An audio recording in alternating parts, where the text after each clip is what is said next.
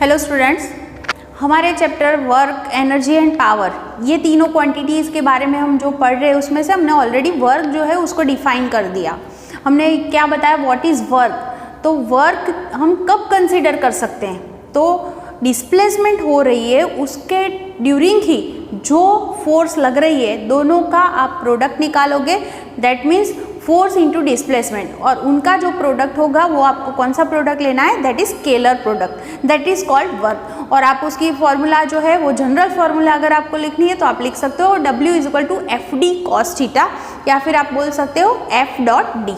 ठीक है, तो ये वर्क के बारे में हमने ऑलरेडी बात कर ली है। और एक चीज़ थी that is work energy theorem, वो भी हमने पढ़ लिया, that is W = delta K। इसका मतलब ये होता है जितना काइनेटिक एनर्जी में चेंज होगा उतना वर्क डन होगा, दोनों इक्वल ही होते हैं। ओके, अब आज जो हम बात करने वाले हैं, तो सेकंड हमारी जो क्वांटिटी है that is kinetic energy. Kinetic energy के बारे में हमें आज डिस्कशन करना है। ऑलरेडी हमने एक आध बार इसके बारे में बात की हुई है, लेकिन व्हाट इज काइनेटिक एनर्जी। तो हमारे पास सपोज कोई पार्टिकल है जिसका मास कुछ हमने ले लिया m, और वो v जितनी वेलोसिटी से अगर वो मूव कर रहा है, ठीक है, मतलब वो इन मोशन है, तो इसका मतलब ये हुआ कि आप काइनेटिक एनर्जी को कैसे डिफाइन करोगे, दैट इज 1/2 mv²। आप क्या करोगे, उसका मास का हाफ करोगे और उसको वेलोसिटी के स्क्वायर से उसको मल्टीप्लाई करोगे, तो resultant quantity will be kinetic energy. और यहाँ पर आप ये भी चीज़ बोल सकते हो कि काइनेटिक एनर्जी जो है वो कैसी क्वांटिटी होगी, स्केलर क्वांटिटी। उसका रीज़न ये है, देखो आप मास जो है वो ऑलरेडी स्केलर क्वांटिटी है, और v² दैट इज v.v भी आप लिख सकते हो। तो दो यहाँ पर दो वेक्टर्स हैं, उनका डॉट प्रोडक्ट आप निकालोगे तो रिजल्टेंट क्वांटिटी कैसी होगी, यहाँ पर स्केलर क्वांटिटी। ये चीज़ आपको याद होगी, जैसे मैंने पहले भी सिखाया था, दैट इज A.B है तो आप उसको लिख सकते हो that is AB cos theta. ऐसे ही अगर A.A है तो B की जगह पर आप A लिखोगे, that will be A² cos 0। A का A के साथ कैसा एंगल बनेगा, 0। इसका मतलब ये है कि V² की जगह पर आप V.V भी लिख सकते हो। तो यहाँ पर आपको ये चीज़ समझ में आ गई होगी कि kinetic energy we can represent as K = 1/2 mv²। और फिर से और एक बार हम बता दें, तो अगर कोई पार्टिकल है, सपोज वो रेस्ट पर है, तो उसकी वेलोसिटी क्या होगी, 0। अगर उसकी वेलोसिटी 0 है दैट मीन्स काइनेटिक एनर्जी भी उसकी 0 होगी। अगर वो कुछ वेलोसिटी v से मूव कर रहा है तो उसके पास काइनेटिक एनर्जी हो सकती है। ठीक है, और एक चीज़ हम ये भी बोल सकते हैं ये इक्वेशन की हेल्प से, जिसकी वेलोसिटी ज़्यादा होगी उसकी काइनेटिक एनर्जी ज़्यादा होगी। सपोज दो पार्टिकल्स है, दोनों का मास सेम है, अगर दोनों ही ऐसे मोशन में है, एक की वेलोसिटी ज़्यादा है दूसरे की कम है, तो आप क्या बोल सकते हो, जिसकी वेलोसिटी ज़्यादा होगी उसकी काइनेटिक एनर्जी भी ज़्यादा होगी। और एक चीज़ बोल सकते हो, अगर दोनों की वेलोसिटी सेम है, सपोज मेरे पास दो पार्टिकल्स है, दोनों की वेलोसिटी सेम है, अगर वेलोसिटी सेम होगी तो आप लिख सकते हो kinetic energy is proportional to mass. इसका मतलब जिसका मास ज़्यादा होगा उसकी काइनेटिक एनर्जी भी ज़्यादा होगी। अगर हम कंपैरिजन करें, मेरे पास एक इलेक्ट्रॉन है और एक प्रोटॉन है, दोनों सेम वेलोसिटी से मूव कर रहे हैं, तो आप क्या बोल सकते हो उसकी हेल्प से, अगर वेलोसिटी सेम है उसका मतलब ये हुआ कि काइनेटिक एनर्जी जो है वो सिर्फ मास पर डिपेंड करेगी। जिसका मास ज़्यादा होगा उसकी काइनेटिक एनर्जी ज़्यादा होगी, जिसका मास कम होगा उसकी काइनेटिक एनर्जी भी कम होगी। तो प्रोटॉन और इलेक्ट्रॉन की अगर हम कंपैरिजन करें तो mass of proton is greater then mass of electron, तो प्रोटॉन का मास ज़्यादा है, उसकी वजह से उसकी काइनेटिक एनर्जी भी ज़्यादा होगी। तो ये एक चीज़ आपको दिमाग में रखनी है। और ये वाला जो इक्वेशन है उसको मैं और एक फॉर्म में भी लिख सकती हूँ। कैसे आप लिख सकते हो, सपोज आप सोचो ये मेरे पास है इक्वेशन K = 1/2 mv², इसको आप मास से मल्टीप्लाई करके डिवाइड करो तो रिजल्टेंट क्या बन जाएगा, 1/2, ये हो गया m²v², और नीचे हो गया m, आपको पता है m × v that is momentum है ना, लीनियर मोमेंटम, तो m × v that is p, तो उसका क्या हो जाएगा p²। तो उसकी हेल्प से भी आप काइनेटिक एनर्जी की ये फॉर्मूला भी लिख सकते हो, दैट इज p²/2m। तो इसका मतलब आप बोल सकते हो इसकी हेल्प से कि अगर मोमेंटम सेम है, लीनियर मोमेंटम सेम है, p सेम है, तो kinetic energy will be inversely proportional to mass. देखो आप दोनों ही चीज़ें, क्योंकि मोमेंटम जो है वो मास और वेलोसिटी दोनों का प्रोडक्ट है, तो उसमें मास भी है और वेलोसिटी भी है, लेकिन यहाँ पर उसके अकॉर्डिंग अगर हम बात कर रहे हैं, देखो अगर मैं ऐसे बोलूँ कि कोई दो पार्टिकल्स है, दो पार्टिकल्स का लीनियर मोमेंटम सेम है, इसका मतलब ये हुआ पहले का जितना होगा उतना ही दूसरे का मोमेंटम होगा। इसका मतलब ये हो सकता है कि अगर किसी का मास ज़्यादा है तो वेलोसिटी कम होगी, और मास जिसका कम होगा उसकी वेलोसिटी ज़्यादा होगी, लेकिन प्रोडक्ट विल बी सेम, तो ही उसका लीनियर मोमेंटम सेम हो सकता है। तो यहाँ पर इसकी हेल्प से आप बोल सकते हो अगर P उसका इक्वल है then K will be inversely proportional to mass. ठीक है, ये एक रिलेशन मिल गया। इसकी हेल्प से अगर आपको कुछ ऐसा पूछा गया है कि अगर कोई पार्टिकल है तो उसका जो मोमेंटम है उसमें कुछ चेंज हो रहा है, दैट इज चेंज, उसका 100% उसमें चेंज है, तो काइनेटिक एनर्जी जो होगी वो न्यू काइनेटिक एनर्जी क्या होगी, कितनी होगी, तो मास जो है वो कांस्टेंट रहेगा, तो आप लिख सकते हो K is proportional to P square. अगर आपको कुछ ऐसा दिया गया है कि मोमेंटम जो है वो डबल हो गया या फिर 100% बढ़ गया, 100% बढ़ जाना, इंक्रीज हो जाना, उसका मतलब ये होता है ऑलरेडी कोई भी चीज़ 100% तो होती है, उसमें और 100% बढ़ जाना, दैट मीन्स 200% वो चीज़ हो गई। अगर कोई चीज़ 100% हो जाती है दैट मीन्स वो डबल हो जाती है।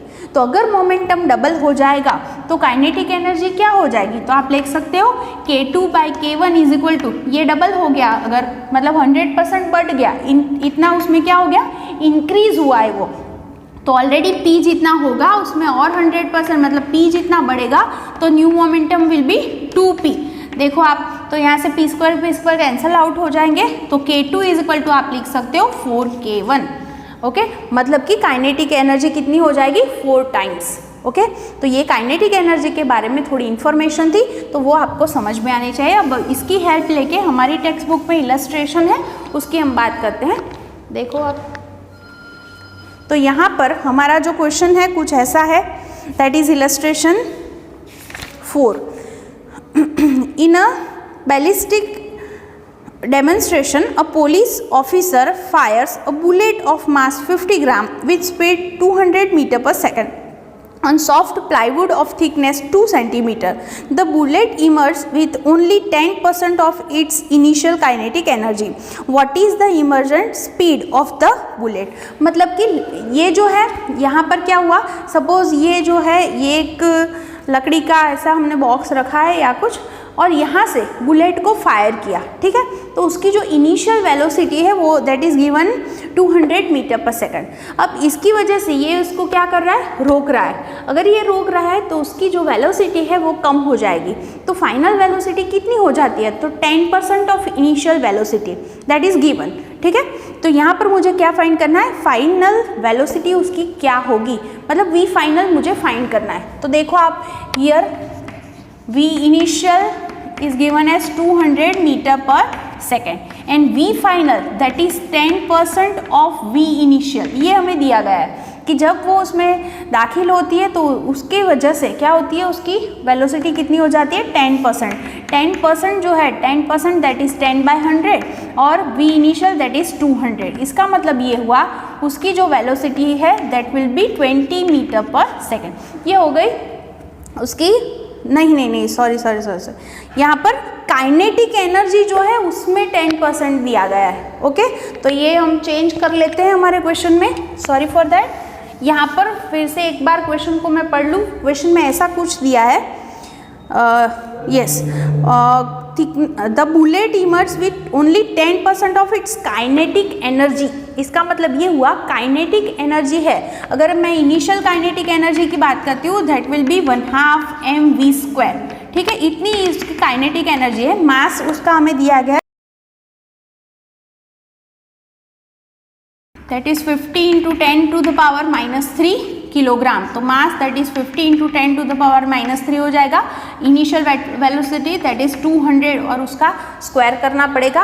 आपका जो आंसर है वो क्या हो जाएगा, यहाँ पर 2 कैंसल आउट, 2 5 = 10, ठीक है, और 100 × 10⁻³ और ये जो है 10 की पावर और 4 हो गई, तो आपका जो आंसर है वो कुछ ऐसा हो जाएगा, 10 की पावर क्या हो जाएगी यहाँ पर 3।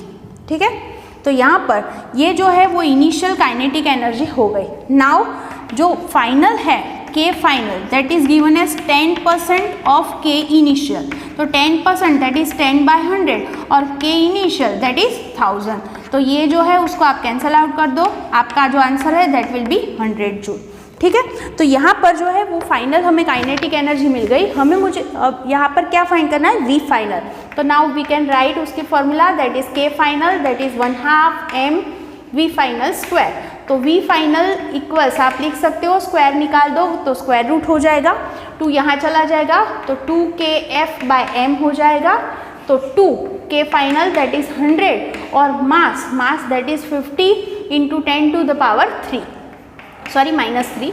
तो यहाँ से आप उसका आंसर जो है वो कैलकुलेटर की हेल्प से फाइंड आउट कर पाओगे। अभी मैं टेक्स्ट बुक से लिख रही हूँ दैट इज 63.2 मीटर/सेकंड। तो अभी आप सोचो कि यहाँ पर जो है वो फाइनल वेलोसिटी इतनी हो गई, इनिशियल कितनी थी 200 मीटर/सेकंड, तो उसमें चेंज कितना आया, कितने परसेंट चेंज आया।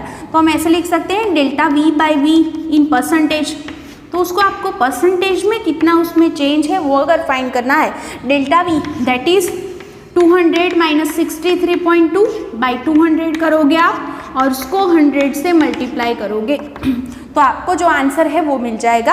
आपका आंसर अप्रोक्सीमेटली 68% आएगा। आप चेक कर लो 100% यही आंसर आएगा। तो इसका मतलब ये हुआ कि भले ही काइनेटिक एनर्जी जो है वो 10% हो गई, लेकिन वेलोसिटी जो है उसमें कितना चेंज आया, दैट इज 68%। तो ये जो थी ये एक मैंने यहाँ पर मिस्टेक कर दी थी ये वाली, वो आप अच्छे से देख लेना कि काइनेटिक एनर्जी का चेंज यहाँ पर दिया हुआ है, नॉट इन वेलोसिटी। ठीक है, तो वो चीज़ देख लेना और अच्छे से आप समझ लेना। तो आज यहाँ तक बात करते हैं, बाकी नेक्स्ट लेक्चर में।